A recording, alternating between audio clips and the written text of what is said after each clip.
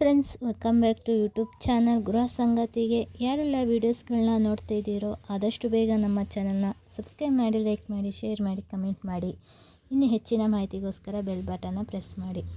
ಜನವರಿ 18 ಭಾನುವಾರ ಪುಷ್ಯ ಮಾಸದ ಕೃಷ್ಣ ಪಕ್ಷದ ಅಮಾವಾಸ್ಯೆಯನ್ನು ಆಚರಿಸಲಾಗುತ್ತದೆ.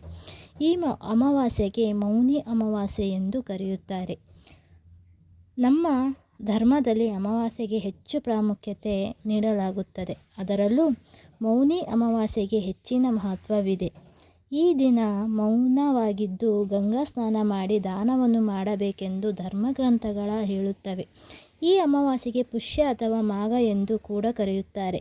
ಜನವರಿ 19 ಸೋಮವಾರದಿಂದ ಮಾಘ ಮಾಸ ಪ್ರಾರಂಭವಾಗುತ್ತದೆ. ಮೌನಿ ಅಮಾವಾಸ್ಯೆ ಎಂದರೆ ಮೌನವಾಗಿ ಶ್ರದ್ಧಾಭಕ್ತಿಯಿಂದ ಅಮಾವಾಸ್ಯೆಯನ್ನು ಆಚರಿಸಬೇಕೆಂಬ ಅರ್ಥ. ಈ ಅಮಾವಾಸ್ಯೆಯು ಆಧ್ಯಾತ್ಮಿಕ ಸಾಧನೆಗಾಗಿ ಮೀಸಲಾಗಿದೆ ಎಂದು ಹೇಳುತ್ತಾರೆ. ಶಕ್ತಿಯುತವಾಗಿದೆ.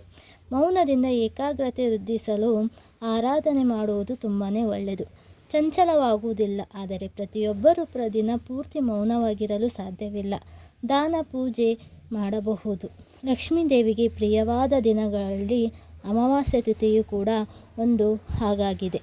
ಈ ದಿನ ಮಹಿಳೆಯರು ಬೆಳಗ್ಗೆಯೇ ತಲೆ ಸ್ನಾನ ಮಾಡಿ ದೇವರ ಮನೆಯಲ್ಲಿ ಲಕ್ಷ್ಮೀ ದೇವಿಯನ್ನು ಪ್ರಾರ್ಥಿಸಬೇಕು, ನಮಸ್ಕರಿಸಬೇಕು. ಅಮಾವಾಸ್ಯೆಯ ದಿನ ತುಪ್ಪದ ದೀಪ ಬೆಳಗಿಸಿದರೆ ಲಕ್ಷ್ಮೀ ದೇವಿಯು ಆಶೀರ್ವಾದ ಸಿಗುತ್ತೆ ಅಂತ ಹೇಳಲಾಗಿದೆ. ಅನುಗ್ರಹದಿಂದ ನಿಮ್ಮ ಮನೆಯಲ್ಲೆಲ್ಲ ಸಂಪತ್ತು ವೃದ್ಧಿ ಆಗುತ್ತದೆ. ಹಣವನ್ನು ಗಳಿಸಲು ಒಳ್ಳೆಯ ದಾರಿಗಳು ಸಿಗುತ್ತದೆ. ಪ್ರತಿಯೊಬ್ಬರ ಆಸೆಯು ಈಡೇರುತ್ತದೆ. ಅಮಾವಾಸ್ಯೆಯ ತಿಥಿ ಸಮಯ ಜನವರಿ 18 ಬೆಳಗಿನ ಜಾವ 12:03 ಬೆಳಗ್ಗೆ ಪ್ರಾರಂಭವಾಗಿ ಜನವರಿ 19 ಬೆಳಗಿನ ಜಾವ 1 ಮುಕ್ತಾಯವಾಗುತ್ತದೆ. ಮೇಲೆ ಹೇಳಿರುವ ಹಾಗೆ ಈ ದಿನ ನದಿ ಸ್ನಾನ ಮಾಡಿದರೆ ತುಂಬಾ ಶ್ರೇಷ್ಠ. ಈ ದಿನ ವಿಶೇಷವಾಗಿ ಸ್ನಾನ ನೀರಿಗೆ ಕಲ್ಲು ಉಪ್ಪನ್ನು ಸೇರಿಸಿ ಸ್ನಾನ ಮಾಡಿದರೆ ತುಂಬಾ ಶುಭ ಫಲ ಸಿಗುತ್ತದೆ. ಅಮಾವಾಸ್ಯೆ ಮತ್ತು ಹುಣ್ಣಿಮೆ ದಿನ ಕೆಲವು ಮನೆಯಲ್ಲಿ ಕಲಹ ಮನಸ್ತಾಪಗಳು ನಡೆಯುತ್ತದೆ. ಅಂತಹ ಸಂದರ್ಭದಲ್ಲಿ ಮನೆಯನ್ನು ಒರೆಸಿ ನೀರಿಗೆ ಸ್ವಲ್ಪ ಕಲ್ಲುಪ್ಪು ಅಥವಾ ಅರಿಶಿಣವನ್ನು ಸೇರಿಸಿ ಮನೆಯ ಒರೆಸುತ್ತಾ ಬಂದರೆ ಕ್ರಮೇಣವಾಗಿ ಮನೆಯಲ್ಲೇ ಸಮಸ್ಯೆಗಳು ಕಡಿಮೆಯಾಗುತ್ತದೆ. ಸ್ನಾನದ ನಂತರ ಈ ದಿನ ಮನೆಯ ಯಜಮಾನ ದಕ್ಷಿಣ ದಿಕ್ಕಿಗೆ ತಿರುಗಿ ಕಪ್ಪು ಎಳ್ಳನ್ನು ನೀರಿನಲ್ಲಿ ಸೇರಿಸಿ ಪಿತೃಗಳ ಹೆಸರನ್ನು ಹೇಳಿ ಪಿತೃಗಳ ತರ್ಪಣ ಬಿಟ್ಟರೆ ತುಂಬಾ ಒಳ್ಳೆಯದು ಅಂತ ಹೇಳಲಾಗಿದೆ. ಪಿತೃಶಾಪ, ಪಿತೃದೋಷ ಸುಲಭವಾಗಿ ನಿವಾರಣೆ ಆಗುತ್ತದೆ. ಮೌನಿ ಅಮಾವಾಸ್ಯೆಯಂದು ವಿಷ್ಣು ದೇವನನ್ನು ಮತ್ತು ಅರಳಿ ಮರವನ್ನು ಪೂಜಿಸಬೇಕು. ಮೌನಿ ಅಮಾವಾಸ್ಯೆಯ ದಿನ 12 ದೀಪವನ್ನು ಬೆಳಗಿಸಿದರೆ ತುಂಬ ಶ್ರೇಷ್ಠಕರ ಅಂತ ಹೇಳಲಾಗಿದೆ. ಅರಳಿ ಮರಕ್ಕೆ ನಿಮ್ಮ ಕೈಯಾರೆ ಭಕ್ತಿಯಿಂದ ನೀರನ್ನು ಅರ್ಪಿಸಿ ನಂತರ ಅರಳಿ ಮರದ ಮುಂಭಾಗದಲ್ಲಿ ಅಕ್ಕಿ ಹಿಟ್ಟಿನ ರಂಗೋಲಿ ಹಾಕಿ ರಂಗೋಲಿಯ ಮೇಲೆ ಒಂದು ಮಣ್ಣಿನ ಹಣತೆಯ ಇಟ್ಟು ಆ ಹಣತೆಯ ಮೇಲೆ ಇನ್ನೊಂದು ದೀಪವನ್ನು ಬೆಳಗಿಸಬೇಕು. ದೀಪಕ್ಕೆ ಸಾಸಿವೆ ಎಣ್ಣೆಯನ್ನು ಹಾಕಿ 12 ಬತ್ತಿ ಇರಬೇಕು. ಜೋಡಿಸಿ ದೀಪವನ್ನು ಹಚ್ಚಬೇಕು. ಇದನ್ನೇ 12 ದೀಪ ಎಂದು ಕರೆಯುತ್ತಾರೆ. ವಿಶೇಷವಾಗಿ ಮೌನಿ ಅಮಾವಾಸ್ಯೆಯ ದಿನ 12 ದೀಪ ಅರಳಿ ಮರದ ಮುಂದೆ ಬೆಳಗಿಸುವುದರಿಂದ ಪಿತೃಶಾಪದ ನಿವಾರಣೆ ಜೊತೆಗೆ ಪಿತೃದೋಷದಿಂದ ಸಂತಾನ ವಿಳಂಬ, ಮದುವೆ ತಡೆಗಳು ಅಥವಾ ಮಾಡುತ್ತಿದ್ದ ಅರ್ಧದಲ್ಲಿ ನಿಂತು ಹೋದ ಮದುವೆಗಳು ಪೂರ್ಣವಾಗುತ್ತೆ ಅಂತ ಹೇಳಲಾಗಿದೆ. ಮೌನಿ ಅಮಾವಾಸ್ಯೆಯ ದಿನದಂದು ಅರಳಿ ಮರದ ಪೂಜೆಗೆ ಹೆಚ್ಚಿನ ಮಹತ್ವವಿದೆ. ಇದಕ್ಕಾಗಿ ನೀವು ಅರಳಿ ಮರಕ್ಕೆ ನೀರನ್ನು ಅರ್ಪಿಸಿ ಅರಳಿ ಮರದ ಮುಂದೆ ಎಳ್ಳೆಣ್ಣೆ ದೀಪವನ್ನು ಹಚ್ಚಿ ಇಡಬೇಕು. ಇದು ನಿಮ್ಮ ಹಣಕಾಸಿನ ಸಮಸ್ಯೆಯು ಬಗೆಹರಿಯುತ್ತೆ. ಶನಿದೇವನ ಆಶೀರ್ವಾದ ಸಿಗುತ್ತೆ. ಶಿವನ ಆಶೀರ್ವಾದ ಸಹ ನಿಮಗೆ ದೊರೆಯುತ್ತೆ ಅಂತ ಹೇಳಲಾಗಿದೆ. ಈ ದಿನ ಬ್ರಾಹ್ಮಣರಿಗೆ ಗೋಮಾತೆಗೆ ದಾನ ಮಾಡಿದರೆ, ಅಮಾವಾಸ್ಯೆ ದಿನದಂದು ಬ್ರಾಹ್ಮಣರಿಗೆ ದಕ್ಷಿಣೆಯೊಂದಿಗೆ ಊಟಕ್ಕೆ ಕರೆದು ತಂದರೆ, ಸಾಮಗ್ರಿಗಳನ್ನು ದಾನ ಮಾಡಿದರೆ ತುಂಬಾ ಒಳ್ಳೆಯದು ಅಂತ ಹೇಳಲಾಗಿದೆ. ಅದೃಷ್ಟವನ್ನು ಬೆಳಗಿಸುತ್ತದೆ. ಅದೃಷ್ಟ ಯಾವಾಗಲೂ ನಿಮ್ಮೊಂದಿಗೆ ಇರುವಂತೆ ಮಾಡುತ್ತದೆ. ಹಾಗಾಗಿ ಈ ಅಗತ್ಯವಿರುವವರಿಗೆ ನಿರ್ಗೀತವಾಗಿ ಅನ್ನದಾನ ಮಾಡಿ ಕಂಬಳಿ ದಾನವನ್ನು ಮಾಡಬೇಕು. ಮೌನಿ ಅಮಾವಾಸ್ಯೆ ದಿನ ದಾನ ಧರ್ಮ ಮಾಡುವುದಲ್ಲದೆ ದುರ್ಗಾದೇವಿಯ ದೇವಸ್ಥಾನಕ್ಕೆ ಅಥವಾ ಪಂಚಮುಖಿ ಆಂಜನೇಯ ಸ್ವಾಮಿ ದೇವಸ್ಥಾನಕ್ಕೆ ಭೇಟಿ ನೀಡುವುದನ್ನು ನಿಲ್ಲಿಸಬಾರದು.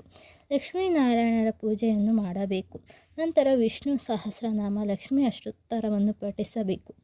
ಮೌನಿ ಅಮಾವಾಸ್ಯೆಯ ದಿನ ಮಾಡುವ ಸ್ನಾನ, ಜಪ, ತಪ, ಅನುಷ್ಠಾನ, ದಾನ ಪ್ರತಿಯೊಂದು ಕೆಲಸಗಳಿಗೂ ದುಪ್ಪಟ್ಟು ಅಥವಾ ಸಿಗುತ್ತದೆ. ಕುಂಕುಮ ಹಚ್ಚಿ ನಂತರ ಗೋಸ್ರಾದ ನೀಡಿದರೆ ಪಿತೃಗಳ ಆತ್ಮಕ್ಕೆ ಶಾಂತಿ ಸಿಗುತ್ತದೆ. ಅಕ್ಕಿ ಸ್ವಲ್ಪ ಬಾಳೆಹಣ್ಣು ಸೇರಿಸಿ ಗೋವಿಗೆ ತಿನ್ನಿಸಿ ತುಂಬಾ ಒಳ್ಳೆಯದಾಗುತ್ತೆ. ಆಹಾರ ಪದಾರ್ಥವನ್ನು ಗೋವಿಗೆ ತಿನ್ನಿಸಬಹುದು.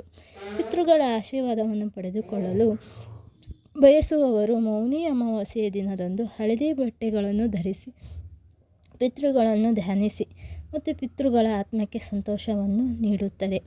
ಆ ದಿನದಂದು ನಿಮ್ಮ ಮನೆಯ ಮುಖ್ಯ ದ್ವಾರದ ಮೇಲೆ ಅರಿಶಿನ ಬೇರಿಸಿ ನೀರನ್ನು ಸಿಂಪಡಿಸಿ ಮನೆಯ ಬಾಗಿಲಿನ ಚೌಕಟ್ಟು ಸಹ ಸ್ವಚ್ಛಗೊಳಿಸಿ ಈ ಪರಿಹಾರವನ್ನು ಮಾಡುವುದರಿಂದ ಮನೆಯ ಸಕಾರಾತ್ಮಕ ಶಕ್ತಿ ಹೆಚ್ಚಾಗುತ್ತದೆ. ಅಮಾವಾಸ್ಯೆ ದಿನ ದೇವರ ಮನೆಯಲ್ಲಿ ಕೆಂಪು ಬಟ್ಟೆಯನ್ನು ಹಾಸಿ ಅದರ ಮೇಲೆ 4 ಕಪ್ಪು ಕವಡೆ, 1 ನಾರು ತೆಗೆದು ತೆಂಗಿನಕಾಯಿ, 1 ಪಟಿಕೆ ಮತ್ತು ಸ್ವಲ್ಪ ಅರಿಶಿಣ ಕುಂಕುಮವನ್ನು ಹಾಕಿ ಕಟ್ಟಿ ಆ ಗಂಟಿನಲ್ಲಿ ಅರಿಶಿಣ ಕುಂಕುಮ ಹಾಕಿ ಕಟ್ಟಿ ಮನೆಯ ಹೊರಗಡೆ ನಿಂತು ದೃಷ್ಟಿ ನಿವಾರಿಸಿ ನಂತರ ಮನೆಯ ಬಾಗಿಲ ಮೇಲೆ ಕಟ್ಟಬೇಕು. ಕಾಲುಗಳು ತೊಳೆದು ನಂತರ ಬೇರೆ ಕೆಲಸ ಮಾಡಬೇಕು. ಈ ಪರಿಹಾರವನ್ನು ಮಾಡಿದರೆ ತುಂಬಾ ಒಳ್ಳೆಯದಾಗುತ್ತೆ ಅಂತ ಹೇಳಲಾಗಿದೆ. ಮನೆಯ ಮುಖ್ಯ ದ್ವಾರವು ಬಹಳ ಮುಖ್ಯ. ಯಾಕೆಂದರೆ ಒಳ್ಳೆಯದು ಅಥವಾ ಕೆಟ್ಟದ್ದು ಏನೇ ಪ್ರವೇಶಿಸಿದರೂ ಅದು ಮುಖ್ಯ ದ್ವಾರದಿಂದಲೇ ಮೂಲಕವೇ ಒಳಗೆ ಬರುವುದು. ಹಾಗಾಗಿ ಮನೆಯ ಮುಖ್ಯ ದ್ವಾರ ತುಂಬಾ ಪ್ರಾಮುಖ್ಯತೆಯನ್ನು ನೀಡುತ್ತದೆ. ಈ ಗಂಟು ಒಂದು ರಕ್ಷಣಾ ಕವಚದಂತೆ ಕಾರ್ಯನಿರ್ವಹಿಸುತ್ತದೆ. ಇದು ದುಷ್ಟಶಕ್ತಿಗಳು, ಕೆಟ್ಟ ಶಕ್ತಿಗಳು, ದೃಷ್ಟಿದೋಷ ಮತ್ತು ಶತ್ರುಗಳ ನಿಮ್ಮ ಮನೆಯ ಮೇಲೆ ಮಾಡುವ ದುಷ್ಟಪ್ರಯೋಗ ಒಳಗಿನಿಂದ ಪ್ರವೇಶಿಸದಂತೆ ರಕ್ಷಿಸುತ್ತದೆ. ಈ ಕೆಲಸವನ್ನು ಬೆಳಗ್ಗೆ ಅಥವಾ ಸಂಜೆ ಮಾತ್ರ ಮಾಡಬೇಕು. ಮಧ್ಯಾಹ್ನ ಮಾಡಬಾರದು. ಉಗುರುಗಳನ್ನು ಕತ್ತರಿಸುವುದು ಅಥವಾ ಕೂದಲನ್ನು ಬಿಚ್ಚಿ ಇಂತಹ ಕೆಲಸಗಳನ್ನು ಮಾಡಬಾರದು. ಮನೆ ಮತ್ತು ಅಂಗಳವನ್ನು ಸ್ವಚ್ಛವಾಗಿ ಇರಿಸಿಕೊಳ್ಳಿ. ನಂತರವೇ ಈ ಪರಿಹಾರ ಮಾಡಿಕೊಳ್ಳಿ. ಮರುದಿನ ಅಂದರೆ ಸೋಮವಾರ ಬೆಳಗ್ಗೆ ಈ ಗಂಟನ್ನು ತೆಗೆದು ಹರಿಯುವ ನೀರಿನಲ್ಲಿ ಅಥವಾ ಯಾರೂ ತುಳಿಯದ ಜಾಗದಲ್ಲಿ ಹಾಕಬೇಕು. ಅಮಾವಾಸ್ಯೆಯ ದಿನದಂದು ಗೋವನ್ನು ಪೂಜಿಸುವವರಿಗೆ ಸಮಸ್ತ ಪಾಪಗಳು ನಿವಾರಣೆಯಾಗುತ್ತದೆ. ಜನ್ಮಗಳ ಅದೃಷ್ಟ ಫಲಿಸುತ್ತೆ ಅಂತ ಹೇಳಲಾಗಿದೆ. ಈ ಮೌನಿ ಅಮಾವಾಸ್ಯೆಯ ದಿನದಂದು ಗೋಮಾತೆಗೆ ಆಹಾರ ನೀಡಿ ನಮಸ್ಕರಿಸಿದರೆ ಮುಕ್ಕೋಟಿ ದೇವಿಯ ಆಶೀರ್ವಾದ ನಿಮ್ಮೊಂದಿಗೆ ಸಿಗುತ್ತೆ ಅಂತ ಹೇಳಲಾಗಿದೆ. ಈ ರಾಗಿ ಮತ್ತು ನೆನೆಸಿದ ಅಕ್ಕಿಯನ್ನು ತಿನ್ನಿಸಿದರೆ ಇನ್ನೂ ಉತ್ತಮ ಅಂತ ಹೇಳಲಾಗಿದೆ. ಗೋಮಾತೆಯು ದೇವತೆಗಳಿಗೆ ಸಮಾನವೆಂದು ಹಿಂದೂ ಧರ್ಮದ ಪುರಾಣಗಳಲ್ಲಿ ಹೇಳಲಾಗಿದೆ. ಆದ್ದರಿಂದ ಗೋಸೇವೆ ಮಾಡಿದರೆ ಯಾವುದೇ ಸಮಸ್ಯೆಗಳಿದ್ದರೂ ನಿವಾರಣೆಯಾಗುತ್ತೆ ಅಂತ ಜಾತಕದಲ್ಲಿ ಹೇಳಲಾಗಿದೆ. ಜಾತಕದಲ್ಲಿ ಪಿತೃದೋಷವಿದ್ದರೆ ಯಾವುದೇ ಅಮಾವಾಸ್ಯೆಯಂದು ಕಾಗೆ, ಪಕ್ಷಿ, ನಾಯಿ ಮತ್ತು ಹಸುವಿಗೆ ಆಹಾರವನ್ನು ನೀಡಬೇಕು. ಈ ಸುಲಭ ಪರಿಹಾರವನ್ನು ಮಾಡುವುದರಿಂದ ಪೂರ್ವಜರ ಆಶೀರ್ವಾದ ನಿಮ್ಮೊಂದಿಗೆ ಇರುತ್ತೆ ಅಂತ ಹೇಳಲಾಗಿದೆ.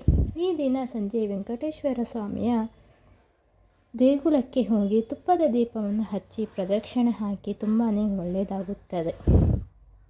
ಎಲ್ಲ ಕೆಲಸಗಳನ್ನು ಮಾಡುವುದರಿಂದ ಪಿತೃಗಳ ಅನುಗ್ರಹದಿಂದ ಕುಟುಂಬದಲ್ಲಿ ಸುಖ, ಸಂತೋಷ, ನೆಮ್ಮದಿಯಾಗಿ ಇರಬಹುದು ಅಂತೂ ಹೇಳಲಾಗಿದೆ.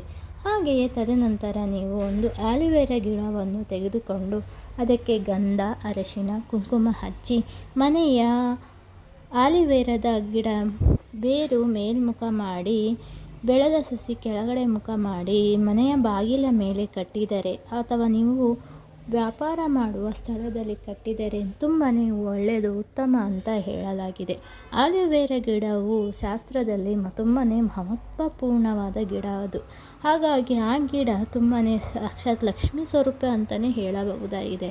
ಆ ಗಿಡ ನೀವು ಅಮಾವಾಸ್ಯೆಯ ಇರುವ ತಿಥಿಯಲ್ಲಿ ಶುಭ ಸಮಯದಲ್ಲಿ ನೀವು ಬೇರು ಮೇಲೆ ಮಾಡಿ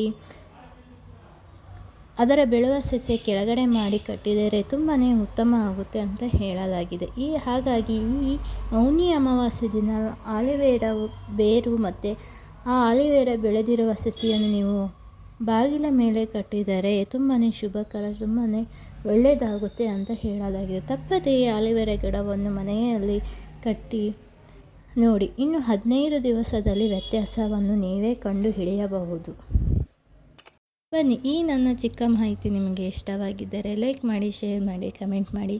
ಇನ್ನೂ ಹೆಚ್ಚಿನ ಮಾಹಿತಿಗೋಸ್ಕರ ನಮ್ಮ ಚಾನಲ್ನ ತಪ್ಪದೇ ಸಬ್ಸ್ಕ್ರೈಬ್ ಮಾಡಿ. ಇನ್ನು ಯಾವುದರ ಬಗ್ಗೆ ಮಾಹಿತಿ ಬೇಕು ಅಂದರೆ ನಮ್ಮ ಕಮೆಂಟ್ ಬಾಕ್ಸಲ್ಲಿ ತಿಳಿಸಿ. ಇನ್ನೂ ಹೆಚ್ಚಿನ ಪ್ರೋತ್ಸಾಹವನ್ನು ನೀಡಿ. ಈ ಆಲಿವೇರಾ ಗಿಡವು ಅಮಾವಾಸ್ಯೆ ತಿಥಿಯಂದು ತಪ್ಪದೇ ಕಟ್ಟಿ ಎಲ್ಲರಿಗೂ ಒಳ್ಳೆಯದಾಗಲಿ ಎಂದು ಕೋರುತ್ತಾ ನಾನು ಈ ವಿಡಿಯೋನ ಇಲ್ಲಿಗೆ ಕೊನೆ ಮಾಡುತ್ತಿದ್ದೇನೆ. ಇಷ್ಟವಾದರೆ ಲೈಕ್ ಮಾಡಿ, ಶೇರ್ ಮಾಡಿ, ಕಮೆಂಟ್ ಮಾಡಿ.